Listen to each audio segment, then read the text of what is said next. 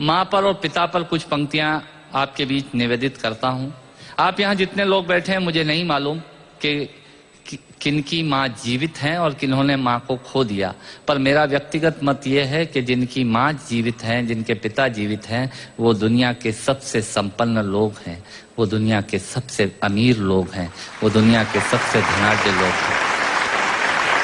1 minute के लिए बचपन में लौटिएगा, याद कीजिएगा जब हम बहुत छोटे थे, माँ की गोद में थे, माँ का स्तनपान करते थे, तब माँ का एक स्तन मुंह में लेकर हमने उस माँ को दूसरे स्तन पर अपने छोटे छोटे पैरों से न जाने कितनी बार मारा, पर उस माँ ने हमें दूध पिलाना बंद नहीं किया।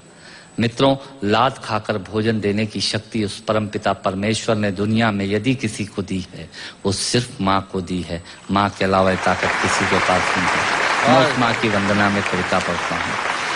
याद कीजिएगा उन दिनों में जब हम चौके में, रसोई में बैठकर खाना खाया करते थे और माँ खाना बनाती थी। उस वक्त थाली पर बैठकर हमने जब भी इधर उधर देखा, वो माँ समझ गई और उसने नमक का डब्बा हमारी तरफ सरका दिया। हमारे बिना बोले को समझने वाली वो माँ, जब हम उसे खो देते हैं, वो माँ हमें बहुत याद आती है। वो माँ जो हमारे परीक्षा देते जाते वक्त दही की कटोरी लेकर शगुन बनकर आकर खड़ी हो जाती थी, उसे हम खो देते हैं। वो माँ हमें बहुत याद आती है। रमेश सोज की 4 पंक्तियां माननीय नेताजी यहाँ बैठे हैं, मैं पढ़ता हूँ। मुझे अच्छी लगती है कि बहुत रोते हैं लेकिन दामन हमारा नम नहीं होता, इन आंखों के बरसने का कोई मौसम नहीं होता, मैं अपने दुश्मनों के बीच भी महफूज रहता हूँ, मेरी माँ की दुआओं का खजाना कम नहीं। स्वामीनाथ पांडे की 3 पंक्तियां सुनाता हूँ।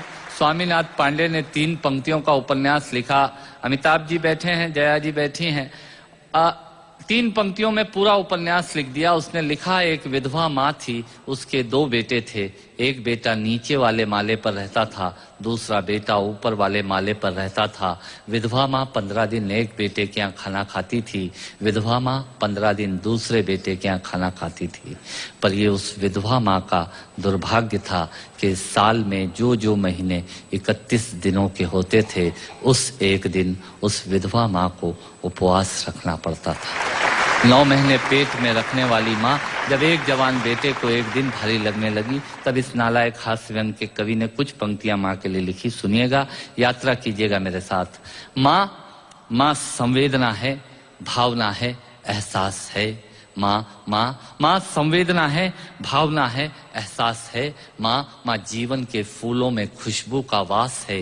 माँ रोते हुए बच्चे का खुशनुमा पलना है।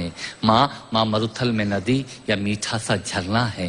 माँ मरुथल में नदी या मीठा सा झरना है। माँ लोरी है, गीत है, प्यारी सी थाप है। माँ पूजा की थाली है, मंत्रों का जाप है।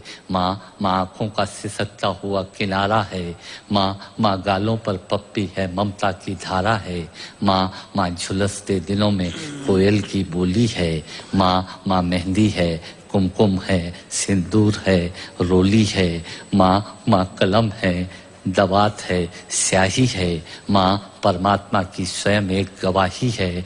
माँ त्याग है, तपस्या है, सेवा है। माँ फूंक से ठंडा किया हुआ कलेवा है। माँ अनुष्ठान है, साधना है, जीवन का हवन है। माँ जिंदगी के मोहल्ले में आत्मा का भवन है। माँ चूड़ी वाले हाथों के मजबूत कंधों का नाम है। माँ काशी है, काबा है और चारों धाम है। माँ चिंता है, याद है, हिचकी है। माँ बच्चे की चोट पर सिसकी है। माँ चूल्हा, धुआं, रोटी और हाथों का छाला है। माँ जिंदगी की कड़वाहट में अमृत का प्याला है। माँ पृथ्वी है, जगत है, धूरी है।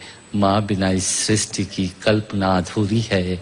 तो माँ की ये कथा अनादि है, ये अध्याय नहीं है, और माँ का जीवन में कोई पर्याय नहीं, और माँ का जीवन में कोई पर्याय नहीं है। तो